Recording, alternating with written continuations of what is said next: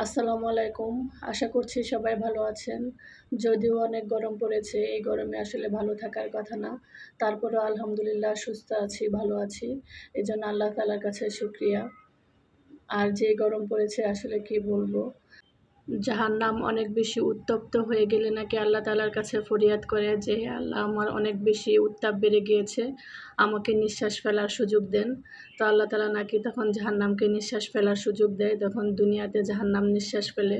তো ওই নিঃশ্বাস থেকে নাকি গরম বেশি হয়। তো দুনিয়া উত্তপ্ত হয়ে যায়।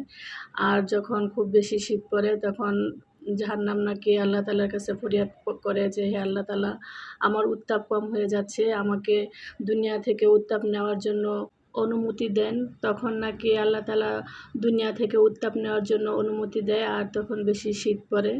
আর আমি কম বেশি এতটুকু জানি যে এটা বুখারী শরীফের হাদিস, বুখারী শরীফে এসেছে।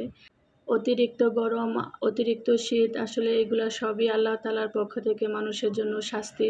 তো মানুষ যখন বেশি পাপের মধ্যে ডুবে যাবে তখন আল্লাহ তাআলা মানুষকে বিভিন্নভাবে শাস্তি দেবে, বিভিন্নভাবে পরীক্ষা করবে। তো এটাই আল্লাহ তাআলার ফয়সালা।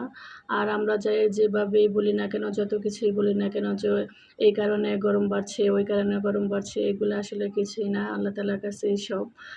আল্লাহ তাআলা চাইলে পুরা দুনিয়াকে এক মুহূর্তেই ঠান্ডা করে দিতে পারে। আর আল্লাহ তাআলা চাইলে পুরা দুনিয়াকে এক মুহূর্তেই উত্তপ্ত করে দিতে পারে। তো আল্লাহ তাআলার কাছেই সব।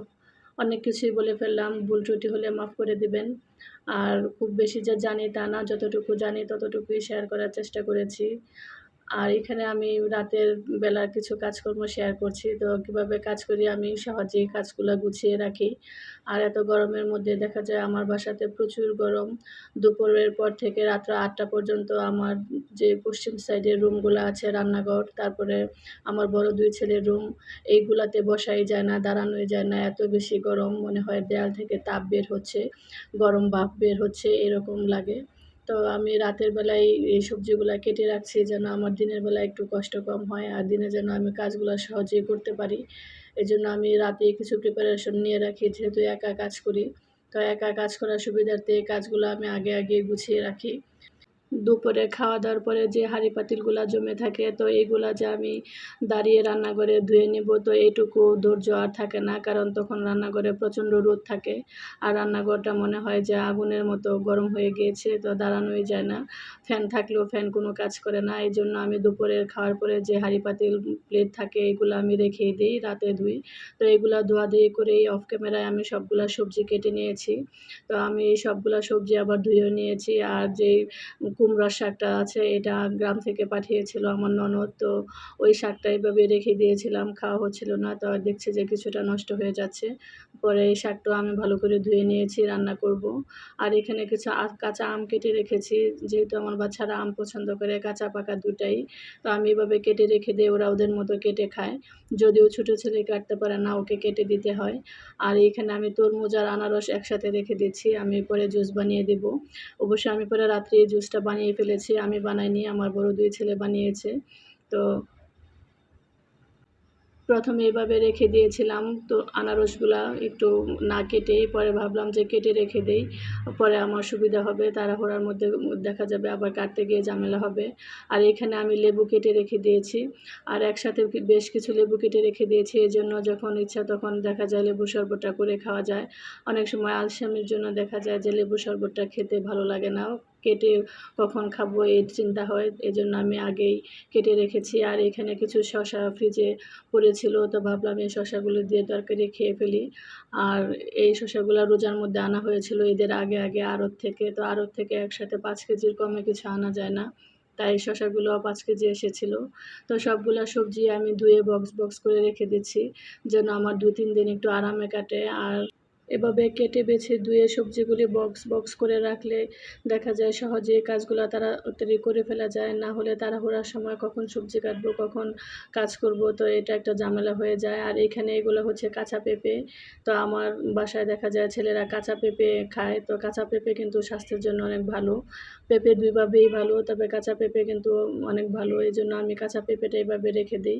তো অনেক সময় দেখা যায় তরকারি রান্না করেও খাই বা এভাবে রেখে দেই, বাচ্চারা শুধু এভাবেও খায়। কিন্তু তরকারি রান্না করলে খেতে চায় না। তো আমি সবগুলা সবজি বক্স করে রেখে দিয়েছি।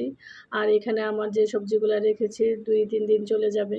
আর যেহেতু বাচ্চারা খুব বেশি সবজি খেতে চায় না, শুধু বড় ছেলে খায় আর আমরা ২ জন খাই। আর ছোট ২ জন কোনো সবজি খেতে চায় না। সংসারের কাজটা হচ্ছে নিজের কাছে কিভাবে গুছিয়ে করলে কাজটা সহজেই করা যায়। তো সেই চিন্তাটাই সবসময় করি। আর কিভাবে করলে কাজটা তাড়াতাড়ি হয়, কিভাবে করলে কাজটা গুছানো থাকবে। তো এইভাবে চিন্তা করে কাজ করি। আর যখন হেল্পিং হ্যান্ড থাকে তখন হেল্পিং হ্যান্ডের উপরে যে সবকিছু দিয়ে দিই তাও কিন্তু না। আমার বাসায় যখন মানুষ কাজ করে তখন আমি ওদেরকে কাজ করার সময় যে সবজি কাটতে হবে বা পেঁয়াজ কাটতে হবে এগুলা আমি দেই না। কারণ পেঁয়াজটা আমি আমার মতো করে কাটি চিকন করে। অনেক সময় দেখা যায় তাড়াহুড়ার সময় দেই, তখন দেখা যায় মোটা করে পেঁয়াজটা কেটে রাখে। তো মোটা করে পেঁয়াজ কাটলে আমার ভালো লাগে না। আমি চিকন করে পেঁয়াজটা কাটি। আর কিছু সবজি আমি দেই, যেমন শাক আসলে শাকটা বাছতে দেই। আর যখন লতি, কচুর লতি আমরা খাই, তো ওই লতিটা যখন আসে তখন লতি বাছতে দেই। অন্যান্য সবজি আমি কমই কাটাই বা কমই বাছাই। আমি এক বাসায় ১০ বছরের মতো ছিলাম। তো ওই বাসায় আমি যখন উঠেছিলাম তো আরেকজন আন্টি ছিল। আমরা ২ জনই দীর্ঘদিন ছিলাম, প্রায় ৬ মাসের মতো। একদম নতুন অ্যাপার্টমেন্ট ছিল, তো আর কোনো মানুষ ওঠেনি। ৬ মাস পরে মানুষ উঠেছিল। তো ওই আন্টি প্রায়ই আমার কাছে আসতো। আমি আন্টির কাছে যেতাম। আর আমার ২ ছেলে তখন ছোট ছিল। তো প্রায় সময় আন্টি এসে আমাকে বিভিন্নভাবে বলতো, "এভাবে কাজ করো, এভাবে ওদেরকে খাওয়াবা, এভাবে করবা।" তো আন্টি সুন্দর করে বুঝিয়ে বলতো। তো ওই আন্টির কাছ থেকেও আমি অনেক কিছু শিখেছি। আর আন্টির বাসায় যখন যেতাম তখন আন্টিকে দেখতাম কাজ করতে। তো আন্টি খুব সুন্দর গুছিয়ে কাজ করতো। আন্টি কখনো কাজের মানুষ রাখেনি। তো উনার ২ ছেলে ছিল। উনি সবসময় বলতো যে, "আমি কাজের মানুষ ছাড়া কাজ করেছি। আর কাজের মানুষ দিয়ে আমি কখনোই শান্তি পাইনি। রেখেছি কিন্তু বারে আমাকে বাদ দিতে হয়েছে।" তো উনি একটা সময় এসে নাকি কাজের মানুষ আর টোটালি রাখেনি। একাই কাজ করেছে। আর যদিও আন্টি যখন আমার সাথে পরিচয় হয় তখন আন্টির বড় ছেলের বয়স আর আমার বয়স সেম ছিল। তো ওই আন্টি ওই হিসাবে এসে আমাকে খুব আদর করতো, মেয়ের মতো মনে করতো। তো ওই আন্টির কথা আসলে সবসময় মনে হয়। আর পাশাপাশিই থাকি যেহেতু আন্টির সাথে প্রায়ই দেখা হয়। তো আন্টি প্রায়ই জিজ্ঞেস করবে, "কেমন আছি? কী অবস্থা?" ছেলেদের খবর নিবে। তো এই তো আন্টির কাছ থেকে অনেক কিছুই শেখা আমার। আর গুছিয়ে কাজ করা, পরিষ্কার করে কাজ করা এগুলা শেখা মার কাছ থেকে। তো আমার আম্মা সবসময় অনেক গুছিয়ে পরিষ্কার পরিচ্ছন্ন করে কাজ করে। ছোট সময় কোনো কাজ এলোমেলো করে করলে তো ওই কাজটা আম্মা আবার ২য় বার করিয়েছে। কাপড় যদি ভাঁজ করেছি, যদি এলোমেলো হয়েছে, সুন্দর করে ভাঁজ না হয়েছে, তখন আম্মা আবার এটাকে খুলে নতুন করে ভাঁজ করা শিখিয়েছে। তো ওই থেকেই আমার কাজগুলো আসলে গুছিয়ে করা। তো সবাই একটা কথা বলে বা আঞ্চলিক একটা কথা আছে আমাদের যে, "মা যেমন হয় মেয়ে তেমন হয়।" তো আমরা মনে হয় মার গুণে গুণান্বিত হয়েছি। আমার আম্মা এখন অনেক বয়স হয়েছে, তারপরেও খুব গুছিয়ে সুন্দর করে পরিপাটি করে কাজ করে। অনেক কথা বলে ফেললাম। তো সকালবেলা ছেলেদেরকে নাস্তা দিয়েছি। বড় ২ ছেলেকে নাস্তা দিয়েছি। তো ওরা নাস্তা খেয়ে ২ জনই কোচিংয়ে চলে যাবে। তো এজন্য ওদেরকে নাস্তা দিয়ে আমি বারান্দায় চলে এসেছি। তো বারান্দায় এসে দেখি যে ২ টা বেগুন বড় হয়ে গিয়েছে। তো বেগুন ২ টা কাটতে এসেছি। আর মাশাআল্লাহ কি বলবো, গরম যেমন তেমন আমার বাসায় এত বেশি বাতাস আলহামদুলিল্লাহ। আর আমার ড্রয়িং রুমে বসি তখন ফ্যান ছাড়াই বসা যায়। কারণ এত বেশি বাতাস, ফ্যান ছাড়তে হয় না যদি একা বসে থাকি। আর ২ জন বসে থাকলে দেখা যায় ২ জন বা ৩ জন ফ্যানটা ছাড়তে হয়। কারণ জানালা তো এক পাশ খোলা থাকে। তো ওই পাশটা দিয়ে অনেক বেশি বাতাস আসে। আর এই তো ২ টা বেগুন হয়েছে, ২ টা বেগুন কেটে নিলাম। আর এই তো বাহিরের অবস্থা দেখেন কি অবস্থা, কত রোদ। আর এই যে বাতাস, গাছের পাতাগুলা কিভাবে দুলছে। তো অনেক বাতাস আলহামদুলিল্লাহ। আর এই বাসাটা চারপাশ খোলামেলা হওয়ার কারণে অনেক বাতাস আসে। যদিও বিকালের পরে বাতাসগুলা গরম লাগে, গরম বাতাস মনে হয় আসতেছে। আমি রাতে যে এই সবজিগুলা কেটে রেখেছিলাম, তো সেই সবজিগুলা সকালে রান্না করে নিচ্ছি। আর এটা হচ্ছে ৯ টার দিকে শুরু করেছি রান্না। তো একসাথে রান্না করছি সারাবেলা। তো রাত্র পর্যন্ত চলবে এই খাবার দিয়ে। যেহেতু গরম প্রচণ্ড, বারে রান্নাঘরে আসতে অনেক বেশি কষ্ট হয়। এজন্য একবারে রান্না করি আমি। সকালেই আমার রান্নাবান্না সব শেষ করে ফেলি। তো এই রান্নাটা আমার ১০:৩০ টার মধ্যেই শেষ হয়ে গিয়েছিল। পরে আমি ঘরের বাকি কাজগুলা করেছি। ঘর মোছা, তারপরে বিছনা গুছানো, এইসব ফার্নিচার আচার মোছা এইসব কাজগুলোই আমি পরে রান্নার পরে করে নেই। আর রান্নার কাজটা আগে শেষ করে নেই। তো এখানে আমি ডাল রান্না করছিলাম আর ঢেঁড়স ভাজি করে নিয়েছি। সবকিছু যখন গুছানো থাকে তখন রান্নাবান্না করতেও বেশি টাইম লাগে না। আর যখন সকালবেলা সবকিছু গুছিয়ে রান্না করতে আসা হয় তখন দেখবেন যে অনেকটা টাইম লেগে যায়। এজন্য চেষ্টা করি যেন একটু গুছিয়ে রাখতে পারি আর কাজটা যেন সহজে হয়। তো হেল্পিং হ্যান্ড ছাড়া যেহেতু চলবো চিন্তা করছি, তো এজন্য নিজের কাজগুলা নিজেই অভ্যস্ত হওয়ার চেষ্টা করছি। যদিও একটু কষ্ট হচ্ছে, তারপরও সময় অনুযায়ী মনে হয় ঠিক হয়ে যাবে সব। আর এখানে আমি চিচিঙ্গা রান্না করে নিয়েছি চিংড়ি মাছ দিয়ে। তো এই চিচিঙ্গাটা ফ্রিজে কাটা ছিল ২ দিন আগে। তো ভাবলাম এটাও রান্না করে ফেলি। পরে দেখা যাবে আর খেতে ভালো লাগবে না, সিদ্ধ হতে চাইবে না। তো এখানে চিংড়ি মাছ দিয়ে চিচিঙ্গা রান্না করছি। আর ডালের মধ্যে আমি একটা মসলা দেই। এটাকে আমাদের আঞ্চলিক ভাষায় অন্য নাম বলে। কিন্তু এটা মনে হয় রাঁধুনি বা রাঁধুনিই মনে হয় বলে। তো এটাকে আমাদের আঞ্চলিক ভাষায় বলে ছোট হজ বা খাডার হজ। নরসিংদীর যারা আছেন তারা হয়তো বুঝতে পারবেন যে আমরা এটাকে এই নামে ডাকি। তো আমার টক জাতীয় খাবারের মধ্যে এটা না দিলে ভালোই লাগে না। তা যেহেতু ডাল একটু টক হবে, তো এটার জন্য দেখা যাবে যে খেতে আরও ভালো লাগে।